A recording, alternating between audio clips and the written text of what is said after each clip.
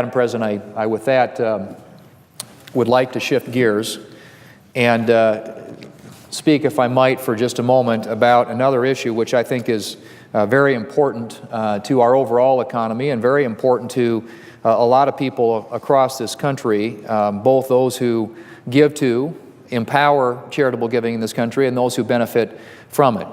Last week, the House of Representatives voted on a piece of legislation that would empower Americans to give more to charity. The legislation would accomplish this by making permanent 3 tax incentives for charitable giving that have been in law on a temporary basis. All 3 of these tax provisions have historically enjoyed strong bipartisan support. First, the bill would make permanent the law allowing individuals 70.5 years of age and older to donate up to $100,000 of their individual retirement accounts to charity without incurring a tax penalty for doing so. Second, the bill would make permanent the enhanced deduction for food inventories, thus encouraging businesses to donate food that might otherwise go to waste to food pantries and other organizations that help to feed the hungry. Finally, the bill would make permanent certain tax rules that make it easier for farmers and other landowners to donate land for conservation purposes, thus helping to preserve America's natural habitat. This last provision, I might add, is included in President Obama's 2015 budget. Now, these are common sense measures that will help to promote what I believe is a core element of the American experience, and that is private citizens helping friends and neighbors in their time of need. What could be more appropriate during this season of giving than the government making it a little bit easier for Americans to lend a helping hand? Unfortunately, this Christmas season, the Obama administration has a different message for America's charities and the millions of individuals they serve, and that message is, bah humbug. That's right. Instead of working with us to help America's charities, the Obama administration promised to veto this bill should it pass the House and the Senate.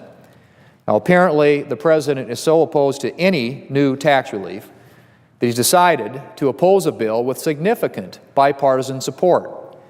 And let's be clear that this measure is not some budget-busting bill. In fact, this bill would provide about $1 billion per year in tax relief to Americans who donate to charity, which would have almost no impact on a federal budget of nearly $4 trillion. One measure of the bipartisan nature of this legislation is the fact that the Democrat chairman of the Tax Writing Finance Committee, Senator Wyden, who was here just briefly a moment ago, supports this measure. In fact, Chairman Wyden recently indicated that he hoped we could get this measure to the President's desk quickly, and he stated, and I quote, "My view is we'll pass it as a clean bill and send it on to the President. I really don't see a lot of controversy," end quote. From the, as I said, chairman of the Senate Finance Committee. Unfortunately, where Senator Wyden and I, along with many of our colleagues from both parties, see an opportunity to get something meaningful enacted before the end of this year, this White House sees yet another opportunity for gridlock. And so, Madam President, I just would say I strongly believe that promoting charitable giving should be a high priority. Earlier this year, Senator Wyden and I circulated a letter signed by 33 of our Senate colleagues to then Finance Chairman Baucus and Ranking Member Hatch, urging them not to weaken the charitable tax deduction in any tax reform effort. As a member of the Finance Committee, I haven't signed many letters on tax reform, as I generally believe that everything needs to be on the table. However, I made an exception when it came to charitable giving because I believe so strongly that promoting charity is an integral part of who we are as a nation. Much like the deduction for charitable contributions, the provisions of the Supporting America's Charities Act represent important means by which to encourage Americans to give more to charitable organizations.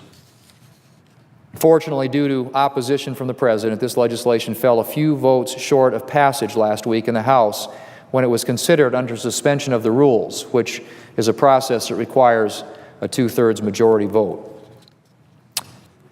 That being said, Madam President, I intend to introduce similar legislation early next year.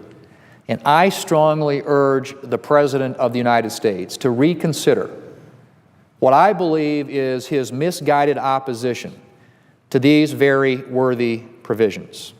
I hope the administration will join us in a spirit of goodwill toward all men and women, especially those of our fellow citizens most in need